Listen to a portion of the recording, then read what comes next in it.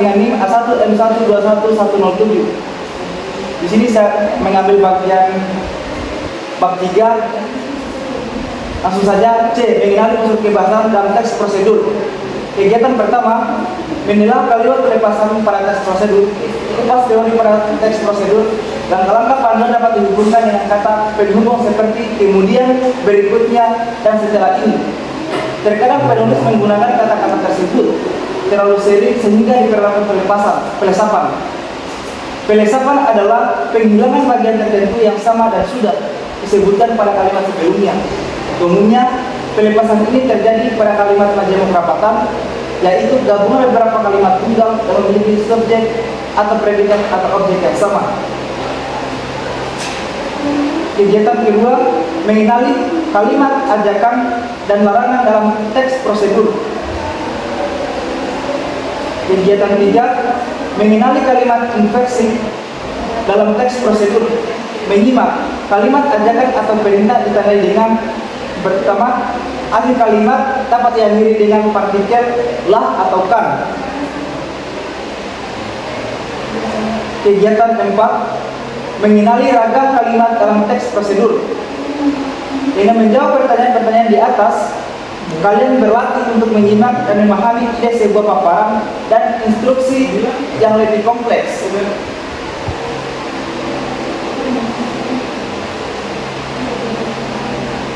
Kegiatan 6, berkreasi dengan paparan prosedur tulisan. Kegiatan 7, mengenali adverbia dengan teks prosedur. Kegiatan 8, mengenali teks prosedur dalam fiksi. Bagian D, menyajikan teks prosedur melalui berbagai media. Sekarang kalian mengetahui bahwa teks prosedur itu A. Bertujuan mengajak, memerintahkan atau melarang membaca melakukan sesuatu. Bagian B. Memiliki unsur berupa kalimat ajakan, perintah, dan larangan. C. Memiliki struktur pendahuluan, alat dan bahan, serta langkah-langkah melakukan kegiatan. Kegiatan 1, merancang teks prosedur sederhana. Dengan merancang teks prosedur sederhana, kalian berlatih untuk menulis sebuah topik untuk beragam tujuan dengan runtut dan sistematis. Kegiatan 2, menyajikan teks prosedur visual. Apabila kalian membuat video tutorial, tentunya kalian perlu membuat kalimat penutup untuk menguatkan ajakan dan berpamitan kepada pemirsa. Baik, itu saja yang dapat saya sampaikan. Saya kembalikan kepada Saudari Krisna Aulia. Baik, itulah paparan materi pada bab 3 poin C dan poin D. Selanjutnya saya persilakan kepada rekan saya untuk melanjutkan materi selanjutnya. Saya persilakan. Baik, saya Rasana Sisrawati dengan NIM A1M121083. Pada kesempatan kali ini saya akan membahas tentang bab 4, yaitu aksi nyata para pelindung bumi. Tujuan pembelajaran. Pada bab ini kalian mempelajari upaya merawat bumi melalui beragam teks berita cetak dan berita daring. Kalian juga mempelajari dan mendiskusikan unsur teks berita. Juga kriteria teks berita yang baik. Kalian diajak mengidentifikasi berita palsu, menyimak paparan teks berita lisan, serta mempelajari menyajikan teks berita secara lisan atau tertulis dengan baik dan menarik. Banyak informasi yang tersaji dalam bentuk berita saat ini. Membaca berita sangat baik untuk menghubungkan kita dengan dunia. Subbab bagian A, menganalisis teks berita. Kegiatan 1, memahami isi berita dengan strategi prediksi. Kalian membaca sebuah artikel berita dari media digital tentang remaja pelindung bumi. Mereka melakukan aksi nyata dengan menanam mangrove di pinggir pantai, memungut sampah di gunung sampai proses reuse, reuse, dan recycle. Kalian pun dapat melakukan hal yang sama dengan mereka. Kegiatan 2, mencari kosakata baru. Untuk memahami berita, kalian akan mudah memahami bacaan apabila mengenali makna sebagian besar kosakata pada bacaan. Artikel berita gerakan pasukan muda pelindung bumi. Memiliki banyak kosakata teknis. Kalian dapat menemukan informasi tentang makna kata ensiklopedia, kamus atau thesaurus dengan membandingkan tata letak, tampilan visual, fitur berita cetak dan daring. Kalian berlatih mengenali karakteristik media informasi dengan analitis. Kegiatan 4, menganalisis berita audio visual. Subta C, mengidentifikasi unsur-unsur berita. Kalian telah mengenal perbedaan bacaan berita cetak, digital, dan audiovisual. Terdapat pula persamaan di antara ketiga jenis bacaan ini, yaitu kebaruan. Berita berarti kabar atau warta. Jadi berita adalah teks yang berisi kabar terkini tentang sebuah peristiwa yang terjadi di suatu tempat. Objek liputan berita adalah peristiwa terkini yang tak terancang sebelumnya, misalnya peristiwa letusan gunung berapi. Unsur teks berita. Berita cetak, digital, dan audiovisual sama-sama memiliki unsur yang sama. Yang pertama, judul berita. Judul berita menggambarkan isi pokok berita dan menarik perhatian pembaca. Yang kedua, teras berita. Teras berita berisi pokok peristiwa yang akan diberitakan. Biasanya dalam bagian ini tergambar apa, di mana, kapan, siapa, bagaimana peristiwa terjadi. Bisa disingkat dengan adjektiva. Yang ketiga, isi berita. Bagian isi berita merupakan bagian uraian berita. Kegiatan 5, mengidentifikasi unsur berita berbagai media. Tuliskan ulang judul dan simpulkan teras dan isi berita dalam ketiga teks berita cetak, digital, dan audiovisual dengan bahasa kalian sendiri. Baik, saya serahkan ke audio. Baik, itulah paparan materi dari bab 4 poin A, B, dan C. Selanjutnya akan dilanjutkan oleh saudari Wode Husniati. Kepadanya saya persilakan. Baik, saya atas nama Wode Husniati, NIM A121-1127. Di sini saya akan melanjutkan materi dengan saya tentang menelaah unsur kebahasaan dalam teks berita. Kalimat dalam berita umumnya adalah kalimat yang memberitahukan sesuatu. Dalam penulisannya biasanya diakhiri dengan tanda titik, dan dalam pelafalannya dilakukan dengan intonasi menurun. Dalam sebuah berita yang menceritakan proses terjadinya sesuatu, kalian akan menemukan kalimat tunggal adalah kalimat yang hanya memiliki satu klausa. Dua kalimat menjemuk adalah kalimat yang memiliki dua klausa atau lebih.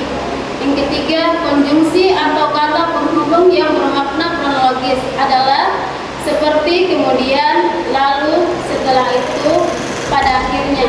Yang keempat, konjungsi kausalitas seperti sebab, karena, oleh sebab itu. Yang kelima, kata ganti atau promina yang merujuk pada kejadian yang dijelaskan, yang bukan merupakan persona. Oleh karena itu, kata ganti yang digunakan adalah kata tunjuk ini, itu, tersebut, dan bukan kata ganti orang seperti ia, dia, mereka. Kegiatan pertama, mencermati unsur kebahasaan dalam berita eksplanasi. Berikutnya, menelisik berita palsu. Sebuah berita selalu berdasarkan pada fakta, bersifat objektif atau sesuai dengan keadaan yang sebenarnya. Namun sayangnya, berita palsu kadang sengaja dibuat dengan tujuan tertentu. Di sisi lain, artikel berita kadang dibuat bombastis untuk menarik perhatian pembaca. Judul berita yang menarik perhatian pembaca umumnya menggunakan kata yang memancing emosi pembaca seperti kocak, seru, hingga merasa seruan seperti wow. Judul seperti ini dibuat untuk mencapai target jumlah pengunjung sebuah laman sebanyak mungkin. Karena itu, selain memilih berita yang lengkap dan akurat, tanyakan kepada diri kalian. Kegiatan kedua, menganalisis sumber berita dengan menyelisih berita hoax. Kalian berlatih memilah informasi dengan kritis. Kegiatan ketiga, menulis berita. Ikuti langkah-langkah untuk menyusun dan menuliskan sebuah berita berikut ini. Langkah pertama, mencari sumber berita. Teks berita berangkat dari sebuah peristiwa. Bersiaplah pasang mata dan telinga kalian untuk mencari informasi yang memiliki nilai berita atau sumber berita di sekitar kalian.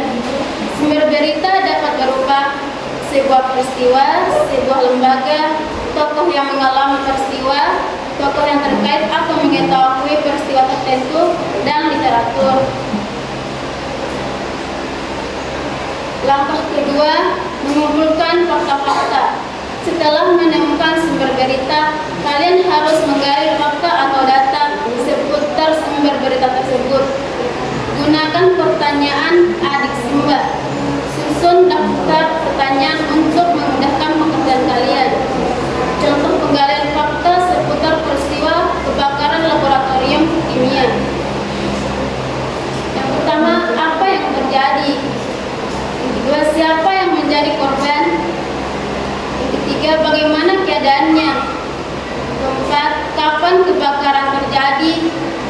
Yang kelima, mengapa kebakaran itu bisa terjadi? Langkah ketiga, menulis rancangan berita. Berdasarkan isinya, teras berita mengandung 6 unsur penting yang biasa dirumuskan dalam formula jurnalistik, yaitu adik sumber. Formula ini juga yang terjadi inti pemberitaan. Kemudian, kalian juga telah memiliki daftar pertanyaan dan jawabannya. Langkah keempat, menyunting. Baca kembali berita yang telah kalian tulis. Cermati kembali penulisan huruf kapital serta penggunaan tanda koma dan tanda titik.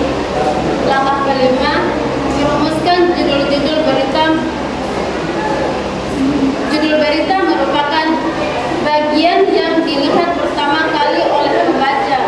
Judul berita disusun sebagai ringkasan fakta-fakta penting dalam berita. Judul berita hanya berisi kata kunci yang mengungkapkan ide pokok berita.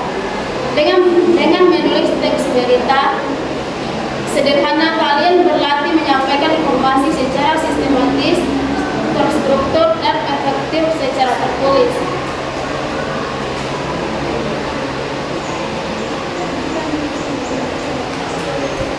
Baik, itulah paparan materi dari rekan saya. Selanjutnya, paparan materi terakhir akan dibacakan oleh saya sendiri atas nama Husna Aulia dengan NIM A1M121081.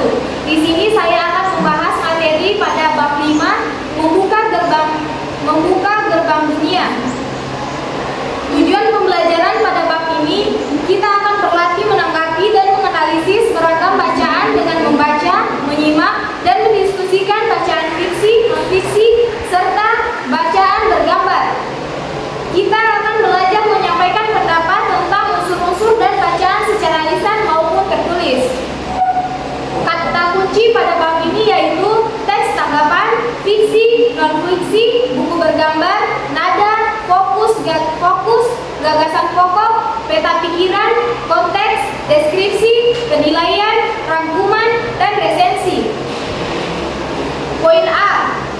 Membedah buku bergambar. Kegiatan pertama pada poin ini adalah mengamati gambar untuk memprediksi cerita. Poin kedua yaitu memahami suasana cerita dan emosi tokoh dalam buku bergambar. Poin ketiga yaitu menganalisis sajian visual dalam buku bergambar. Buku bergambar adalah buku yang terdiri atas elemen teks dan gambar yang saling mendukung. Bagaimana buku bergambar dibuat? Untuk membuat buku bergambar yang baik, penulis, ilustrator, editor, dan penata letak atau desainer yang bekerja sama untuk menghasilkan teks cerita dan gambar atau ilustrasi yang padu dan mengikat. Elemen teks dan gambar pada buku membantu pembaca memahami materi bacaan, menangkap emosi, nada, serta suasana pada bacaan. Misalnya melalui penggambaran gestur, ekspresi wajah, komposisi warna, kita dapat menafsirkan emosi tokoh yang disampaikan oleh penulis.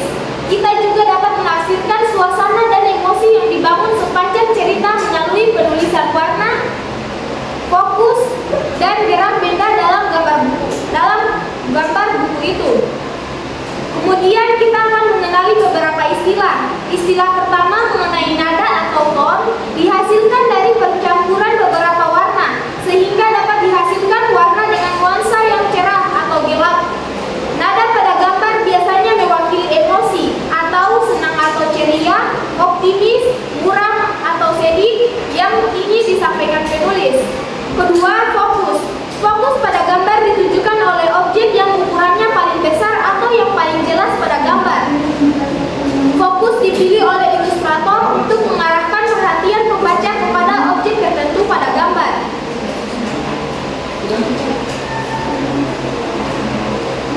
Baik, poin berikutnya yaitu membandingkan bagian-bagian buku fiksi dan non-fiksi. Kemudian pada poin B, mengenal bagian-bagian buku. Mengenal bagian-bagian buku ini, kegiatan pertama yaitu kita membandingkan bagian-bagian buku fiksi dan non-fiksi. Dengan membandingkan bagian pada buku fiksi dan non-fiksi, kita dapat berlatih untuk mengenali fitur buku fiksi dan non-fiksi agar dapat menggunakannya dengan baik untuk mencari informasi. Poin C, merangkum buku. Kita telah mengenal bagian-bagian sebuah buku. Selanjutnya, kita akan diajak untuk memahami isi buku. Karena hal ini pun merupakan salah satu keterampilan yang penting.